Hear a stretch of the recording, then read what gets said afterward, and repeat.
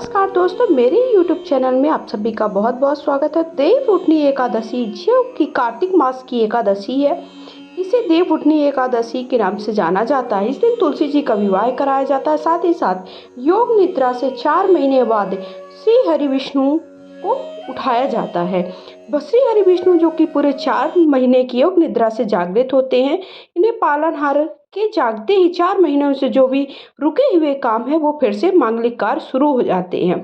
ये सभी एकादशी में सर्वश्रेष्ठ एकादशी है। इस एकादशी का व्रत करने से स्वर्ग और वैकुंठ की प्राप्ति होती है। भगवान विष्णु को विधि विधान से पूजन किया जाता है और देव को उठाया जाता है। तो देवउठनी एकादशी के दिन हमें कैसे देव को उठाना है और देव बनाना है घर पर। तो देवों को बनाने के देखिए मैं पुरानी विधि आप सबको बता रही हूँ कि देव कैसे बनाएंगे और देव को कैसे उठाएंगे। देव को उठाने के लिए सबसे पहले हमें कौन कौन सी सामग्री की आवश्यकता होती है, देव उठाने का गीत क्या है, सारी जानकारी इस वीडियो में आप सबको देने वाली है। तो देवउठनी एकादशी के जो देव बनाने की विधि है वो आप शाम को 4-5 बजे तक तो देवउठनी एकादशी के दिन बना दीजिए। तो बनाने के बाद हमें शाम को जैसे ही संध्या काल हो जाएगा, मतलब शाम को जब अंधेरा होने लगता है तब हमें देव को उठाना होता है। तो देव बनाने के लिए देखिए आप ये अपने दीवारों पर, मतलब किचन में, मतलब जो आपका जहाँ खाना बनाते हैं वहाँ पर ये देव किचन के जो प्लेटफॉर्म होता है वहाँ पर भी बना सकते हैं, या फिर आपको जहाँ पर सुटेबल हो, जहाँ पर ऐसा लगे कि देव बनाने से कोई परेशानी ना होगी, वहाँ पर आप ये देव बना सकते हैं। ये गेरू से बनाए जाते हैं। तो गेरू को पानी, थोड़ा सा गेरू में डाल दीजिए, पानी डालकर हमें इस तरह से देव बनाने हो। तो देव बनाने के लिए घर बनाया जाता है। घर पर हमें, घर देखिए किस तरह से, तो इस तरह से घर की आकृति दी जाती है। तो इस तरह से हमें रेक्टेंगल, मतलब आयताकार शेप देना होता है जो कि नीचे से खुला हुआ होता है। तो हमें घर की आकृति सबसे पहले देनी होती है। क्या है, मैं उसमें बना रही हूँ ना, जो कि हमारी प्लेटफॉर्म की टाइल्स है, इसलिए उसमें उतना अच्छे से दिख कर नहीं आ रहा। ये आप पेपर वगैरह में ही बना सकते हैं। और वो थोड़ा सा पानी छोड़ भी रहा, मतलब ऐसा नीचे भी उस गिर रहा है। तो ये आप, लेकिन हमें इससे ज़्यादा वो नहीं है, हमें बहुत ज़्यादा कलाकारी की आवश्यकता नहीं कि हमें बहुत ज़्यादा कलाकारी करनी है। केवल हमें उनकी आकृति देनी है और उनको पूजा करनी होती है। तो देव बनाने के लिए देखिए इस तरह से दो हमें पतली पतले घर बनाने होते हैं। 2 पट्टियाँ बनानी होती हैं जो कि आयताकार शेप में होती है। ऊपर से हमें थोड़ा सा देखिए ऐसे मोहड़ी टाइप की बनानी होती है, वो त्रिभुजाकार आकृति में। तो 2 त्रिभुजाकार आकृति में ऊपर कर दिया है और 2 आयताकार आकृति में हमें इस तरह से घर बना दिया। घर नीचे से खुला हुआ होना चाहिए द्वार, और उसे नीचे तक हमें ले जाना है। फिर ये बनाने के बाद इस पर हमें हाथ बना देने होते हैं जो कि देव के हाथ होते हैं। तो देवों के हाथ बना दीजिए दोनों। फिर उसके बाद हमें पैर बनाने होते हैं और हाथ पैर दोनों बना दीजिए। फिर उसके बाद इनमें हमें कोई भी, देखिए किसी तरह से भी आप आकृति दे सकते हैं, तो अच्छे से सजा सकते। तो देखिए इस तरह से मैंने क्रॉस शेप में ऐसे सजा दिया है, बिंदी वगैरह लगा करके। आपको जैसी आकृति आए वैसा, केवल हमें ये ध्यान रखना है कि हमें घर बनाना है। घर के अंदर हमें श्री हरि विष्णु को बनाना है, साथ ही साथ तुलसी मैया को बनाना है, स्वस्तिक बनाना होता है। तो देवउठनी एकादशी के दिन ये बनाना बहुत ही शुभ होता है, बहुत ही पारंपरिक है और पुरानी ये प्राचीन रीति रिवाज होते हैं। ये हमें गेरू से ही बनाना होता है। गेरू हमें कहीं पर भी आसानी से, जो पूजा की पंसारी की दुकान है वहाँ पर मिल जाएगा। फिर देखिए इस तरह से हमें 2 स्वस्तिक बना देना होता है, दोनों तरफ स्वस्तिक बना दीजिए। साथ ही साथ आप ये पेपर में भी बना सकते हैं, आप दीवार में, घर के आंगन में भी बना सकते हैं। जहाँ पर भी आप पूजा कर रहे हैं वहाँ पर देव बना सकते हैं। देव हमें 4-5 बजे तक बना लीजिए ताकि हमें जब अंधेरा हो तब हम इस देव को उठा सके। तो ये मैंने देखिए श्री हरि विष्णु बना दिए हैं।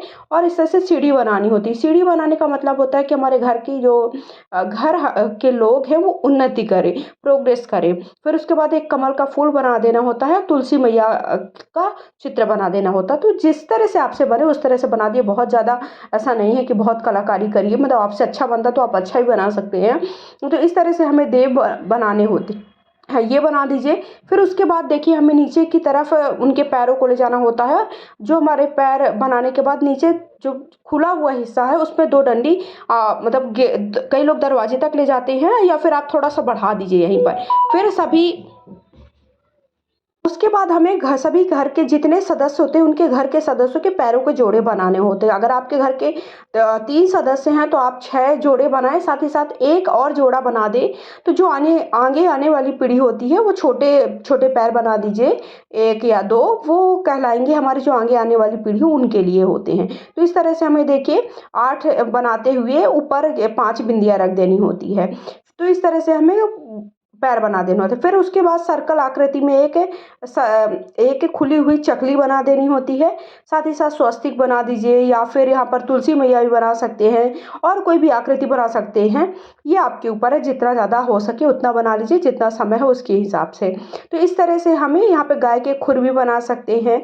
तो इस तरह से हमें चकली बनानी होती है जो अंदर से खुली हुई होती है, और नीचे की तरफ उसको ऐसे ले आना होता है। मतलब हमारे घर में देव का प्रवेश हो, साथ ही साथ हमारे घर में हमेशा सुख समृद्धि बनी रहे, इस कामना के साथ हमें देवउठनी एकादशी के दिन ये देव बनाने होते हैं। उसके बाद हमें देखिए जो देवउठनी एकादशी की जो पूजा करेंगे, पूजा में उस सामान को ढकने के लिए एक कोई पात्र लेना होता है। तो चाहे तो आप देखिए, अगर आपके पास बांस की टोकरी है वो ले सकते हैं। ऐसी बर्तन लेना है, ऐसा पात्र लेना है जिससे वो जो देव की पूजा करेंगे तो वो पूरा ढक जाए। तो इस तरह से मैंने देखी, ये सबसे ज़्यादा शुभ माना जाता है और पवित्र माना जाता है। माना जाता है कि जो हम जो परात होती है वो सबसे ज़्यादा शुद्ध होती है, क्योंकि इसमें हम खाना नहीं खाते, केवल हम आटा लगाते हैं, इसलिए ये शुद्ध मानी जाती है। तो मैं इसमें परात में ही ढककर देवों को बनाऊंगी। इसके ऊपर मैंने स्वस्तिक बना दिया है, और आप चाहें तो स्वस्तिक ही बनाए, शुभता का प्रतीक होता है स्वस्तिक। तो इस तरह से मैंने देखे देवों के पैर बना दिए हैं,